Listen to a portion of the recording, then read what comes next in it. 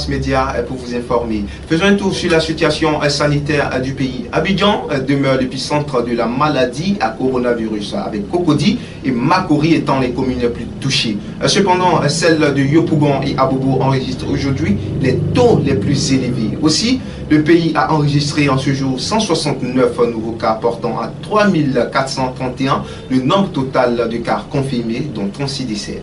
Aujourd'hui, dimanche 7 juin, est la fête des mères. C'est une journée consacrée aux mères. Anciennement très festive, cette commémoration se fera de façon discrète pour cause du Covid-19. L'œil d'Abras ainsi que ses partenaires ont voulu quand même marquer cette journée spéciale en procédant à des dons surprises à plusieurs familles de la commune d'Adjamé. Reportage Namouri Koni. Très heureuse. C'est une grande surprise. En fait, je ne m'attendais pas à ça. C'est vrai, vous êtes venu ce soir, mais je peux m'imaginer que vous allez me donner ce cadeau. Vraiment, merci beaucoup. Merci beaucoup à Œil d'Abras. Merci à vous, beaucoup de courage à vous. L'Œil d'Abras puisse aller de l'avant et qu'il soit vraiment comporteur de bonnes nouvelles. Merci à Paul Laetitia, président de la Fafado, officier d'état civil mairie d'Adjamé, leader de femmes de Côte d'Ivoire. C'est avec un immense plaisir que je m'adresse à vous en ce jour, commémorant la célébration de la fête des mères. En effet, la fête des mères est particulièrement un événement très heureux pour nous les femmes. Maman de Côte d'Ivoire, je vous souhaite une excellente fête des mères. Si vous me le permettiez, j'aimerais saluer, m'adresser à deux figures emblématiques de notre pays. Notre beau pays, la Côte d'Ivoire. Maman Dominique Ouattara, engagée pour la cause des femmes. D'autre part, Maman Assetougon Koulibaly, qui ne cesse de couvrir nos mamans de sa bonne grâce.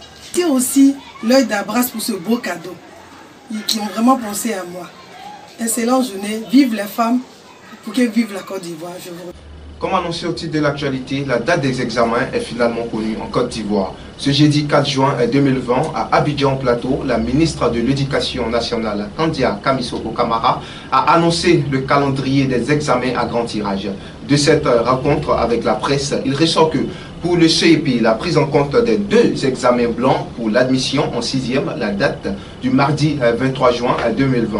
Pour le BEPC, du lundi 8 juin au mercredi 15 juillet 2020 et la proclamation des résultats le mardi 28 juillet 2020. Le baccalauréat du lundi 22 juin 2020 au jeudi 30 juillet 2020, proclamation des résultats vendredi 14 août 2020. À présent, voici les dates limites d'inscription pour les concours ouverts en Côte d'Ivoire. Concours de l'ENS, date limite le 15 juin 2020. Concours de l'INFAS le 27 juillet 2020. Concours de police, date limite le 15 juillet 2020. Et concours administratif à la fonction publique le 19 juin 2020. Parlons de religion. Depuis près de 2 semaines, la Côte d'Ivoire a annoncé l'allègement des mesures de restriction liées à la maladie à coronavirus. Au nom de celle-ci, la réouverture des lieux de culte avec un nombre n'excédant pas 200 personnes.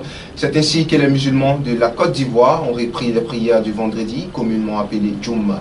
L'Œil d'Abras s'est rendu le vendredi 5 juin dernier à la mosquée Djeddah au quartier Bramakoté pour faire le constat. Reportage Georges Niaouri. C'est la vie du musulman se trouve à la mosquée.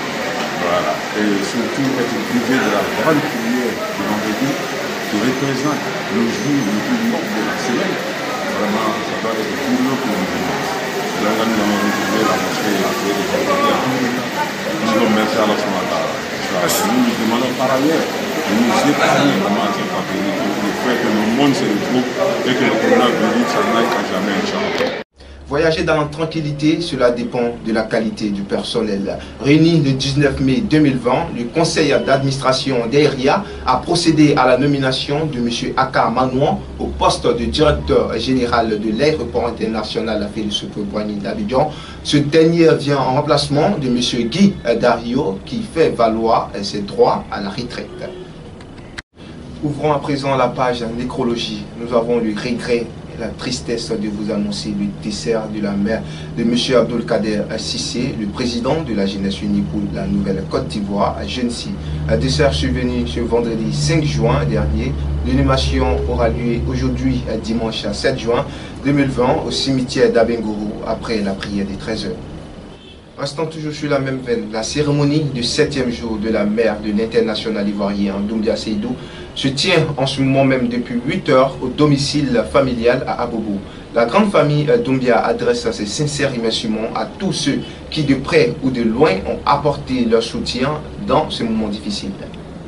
La toute première pour le football local ivoirien. Le premier vice-président de la FIF, Sori Diabaté, a présidé le jeudi 28 mai dernier au siège de la FIF la cérémonie de remise de différents diplômes aux entraîneurs de gardiens de but. Cette première a consacré 30 entraîneurs sur 32 désormais titulaires d'un diplôme fédéral.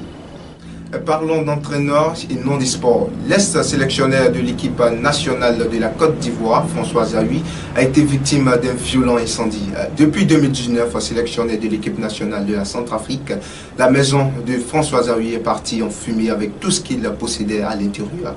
Néanmoins, l'on ne déplore aucune perte en vue humaine. La première enquête indique que l'incendie aurait été provoqué par un court-circuit. Et bien c'est la fin de cette édition spéciale du JT. Merci de nous avoir suivis et restez toujours sur l'œil d'Abbas Média.